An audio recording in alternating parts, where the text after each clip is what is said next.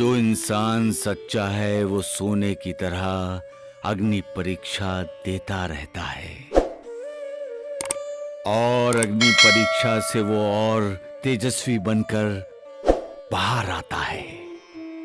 इंसान की जिंदगी में सुख कम दुख ज्यादा है। दुखों को टाल तो नहीं सकता, वो सामना करना पड़ता है। तो वो क्या है? परीक्षा ही तो है।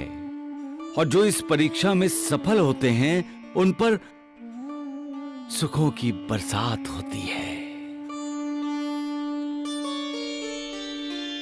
सबका मालिक एक। चिंता चिंता चिंता, सबके चेहरों पर चिंता। इस संसार में चिंता से ही इंसान दुखी होता है, क्योंकि चिंता दुख की जननी है।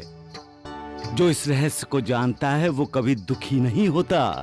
फिर तुम लोग चिंता में क्यों डूबे हो? बाबा, मालिक पर विश्वास करो, उस पर श्रद्धा रखो, उस पर अपनी सारी चिंता उस पर छोड़ दो। याद रखो, जितना बड़ा तुम्हारा अहंकार होगा उतनी बड़ी तुम्हारी चिंता होगी। ये मेरा है, वो मेरा है, जब तक ये भावना दिल में जागती रहेगी तुम फिक्रमंद रहोगे ही रहोगे। अहंकार त्याग दो, उस मालिक पर निर्भर रहो। उसे जो करना है करने दो, उस पर संशय शक की उंगली मत उठाओ।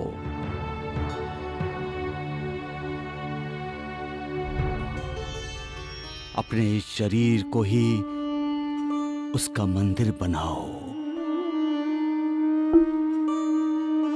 भूल जाओ अपने आप को, फिर चिंता तुम्हें तंग नहीं करेगी। एक समय की बात है, एक साधु गांव के कुछ लोगों के साथ नदी पार करने के लिए नाव में बैठा था। यकायक तूफान आया, नाव डोलने लगी। सब डर गए, चीखना चिल्लाना शुरू हो गया। लेकिन साधु शांत था।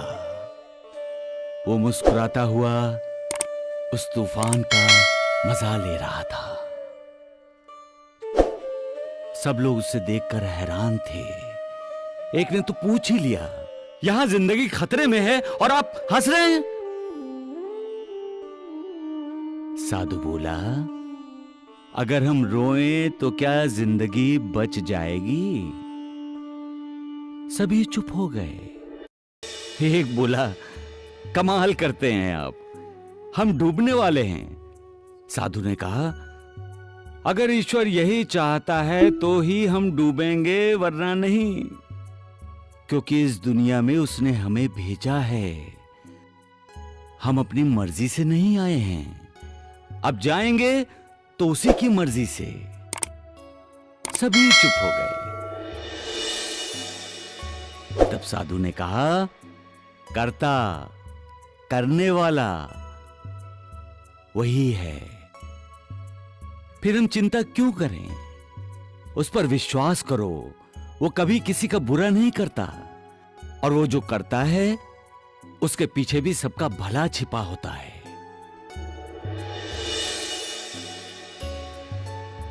मेरे ख्याल से तुम सभी कुछ पूछना चाहते हो।